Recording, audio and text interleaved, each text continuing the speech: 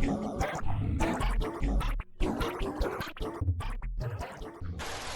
ito na, sabi nga nila, kadalasan sa ano, di ba? Shopee, lagi yan sabi nila. Pagka bumili, sana magtagal. Yan, sana tumagal. Yung park light na bili ko, pinalit ko, yung kulay asul. Okay? Thank you. Hi guys. Ito na naman tayo, part 2 to nung pagpapalit ko ng mga brake light at saka ayan yung para sa trunk. Palitan natin yung mga ilaw. Ito yung gagamitin natin. Yung mga binili ko lang sa Shopee, DIY. Tara. Ito yung mga bago binili natin. Yan, dalawa sa baba na yan, T10 para sa park light sa plate number, kulay asul.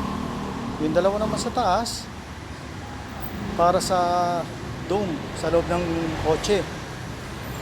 At yung isa naman para sa ito trunk. Yan, yun yung papalitan natin. Yung ilaw na yan. Try natin. Ito, nagsalamin. Mahinaman na mata sa malapit eh. So, palitan natin to. Ito. Para sa plate number nitong T10. Mas maikli itong binili ko kasing sukat lang niya. Hindi kagaya nung dun sa park light sa unahan. Mas mahaba kasi yun, hindi kasya rito. So ito ganito lang pagpalit naman yan. Pihitin mo lang to.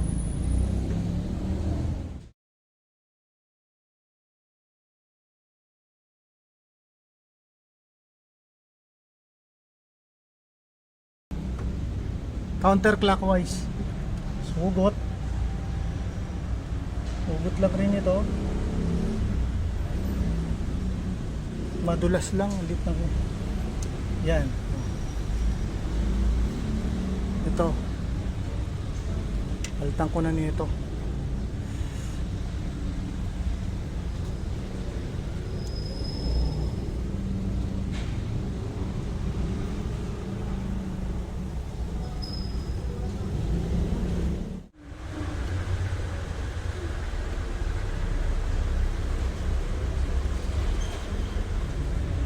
Yun, diniin ko lang para pumasok natin. So clockwise naman ang pag-lock. Yun, sa kabila naman.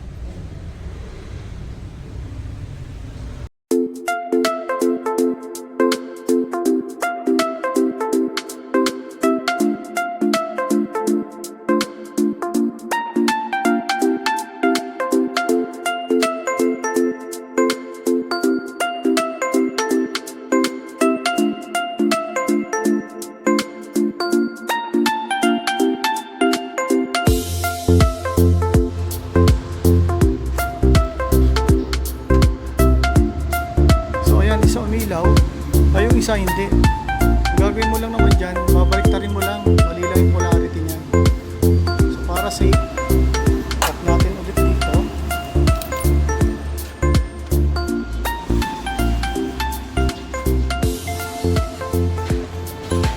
Mali lang ang polarity nito.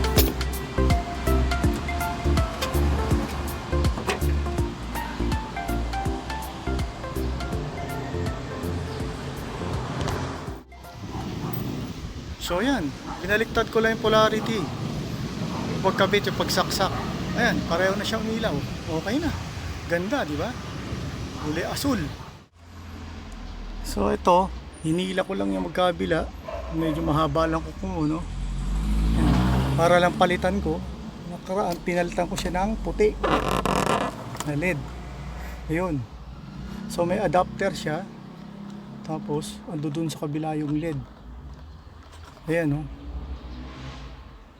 So gusto ko siya palitan ng light blue. Tingnan natin.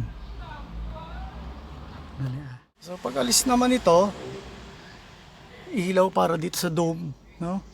So sungkitin nyo lang to. Ito. Meron dyan, ayan, oh.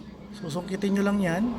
Dahan-dahan dito sa harap Pag ganun, pag naalis mo na yan, ayan, pwede mo na siyang palitan. So alisin mo lang siya dyan. Tapos pinalitan ko siya ng LED. So una doon, kasi doon ibutas lang dito, nakita nyo may gatla, ayan o. Yan yung huli mong isasalpak, to side na to. So para LED na siya, pinalitan ko siya ng LED. Yan o, asul ang pinalit ko. Dati puti ang pinalit ko, pero ngayon itatry ko yung asul. Ito kasi yung puti ko dati, ano siya eh, ganito siya. So may adapter lang. Ayan. So ngayon, tatry ko naman tong asul. Para maiba. Diba? Ayan. Light blue siya. Okay. Natin. So pagbalik nito, yung may ano, ito, may gatla dito, dun siya. Kasi dito, meron siyang dalawang ipin dito. Dito yon. So yun, ganyan lang. So sungkitin mo lang siya dyan. Yan na. Tapos, isiksik lang natin. Yun. Light blue siya. Pwede, di ba? Okay. So, itong itatry ko ilipat dyan dahil masyado palang malaking kanina. No? So, ito. Susubok natin to. Nakakuha ko to dun. Pinalit ko sa dome sa loob ng kotse. Ay, masyadong malaki. Hindi uubra.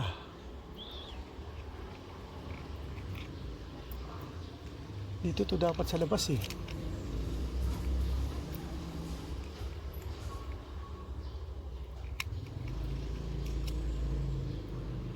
So pag ito pumasok,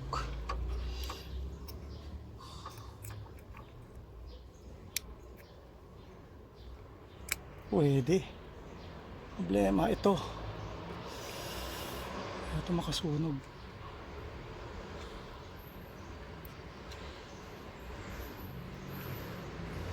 Ibaliktad.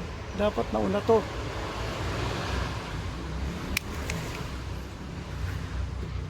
Dapat ito yung nasa loob.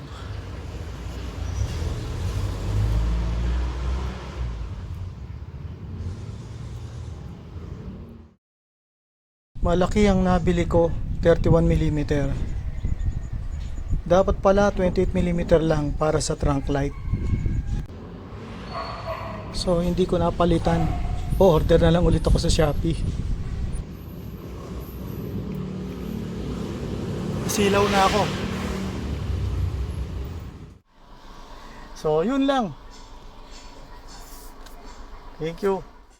Pa-subscribe na lang sa atin.